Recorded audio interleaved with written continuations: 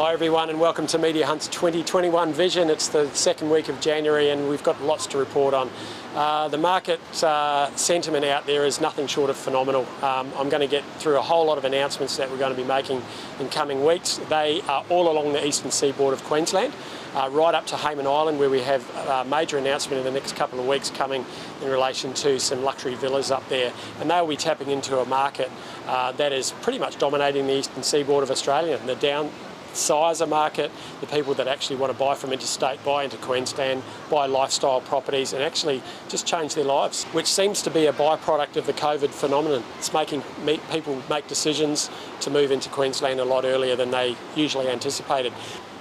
So I'm here at Burley, which is really the epicentre of the development activity at the moment, but on the southern end there's lots going on and there's lots of sales activity.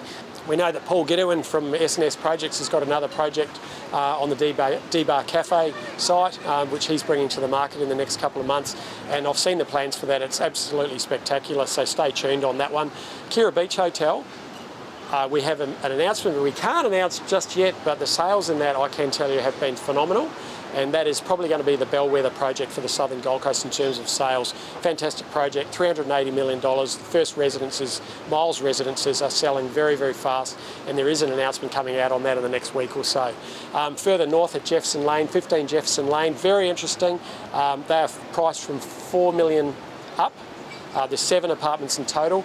We took that to the market in late December. 2 have already sold for over $4 million. And interestingly, one of those buyers is from Byron Bay. So we are hearing that there are some Byron Bay buyers that are actually looking at planting themselves on the Gold Coast, particularly on the southern end, and downsizing from product that they currently have in Byron. Reasons for that we'll get to the bottom of. Perhaps Byron's a bit hot at the moment. People see the value of selling the properties in Byron and looking at the next hotspots on the eastern seaboard, which is obviously the southern Gold Coast. Areas like Kira, north-facing beach, areas like Rainbow Bay, it's pretty hard to match, and obviously from a price point of view, very competitively priced. We've also got Sanctuary Cove. They're looking at releasing their Harbour One residences shortly. That's, according to Malfa, going very well. We haven't got any sales figures at this stage. They haven't even actually launched it officially to the market, but we know that there's significant inquiry, again, that downsizer market. Moving into Brisbane, we've got a lot happening too.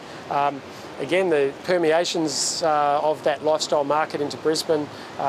We've got a project at Kangaroo Point that we're going to be releasing in the next couple of weeks, which has a DA approval, which is being done by an old friend of mine, Pedro Picos. We're really looking forward to bringing that to the market as well, and that is going to be probably one of the key projects in Brisbane in 2021.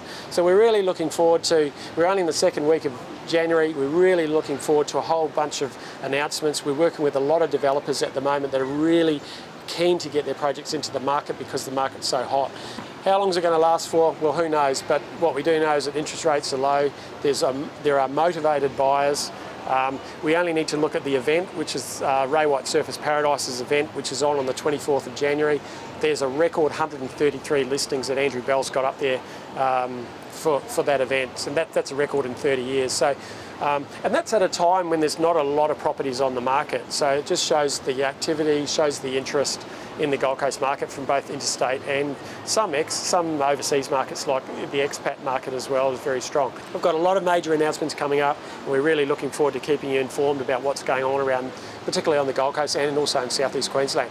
Until then, until next time, thanks for tuning into 2021 Vision, and wish you all the best for the new year.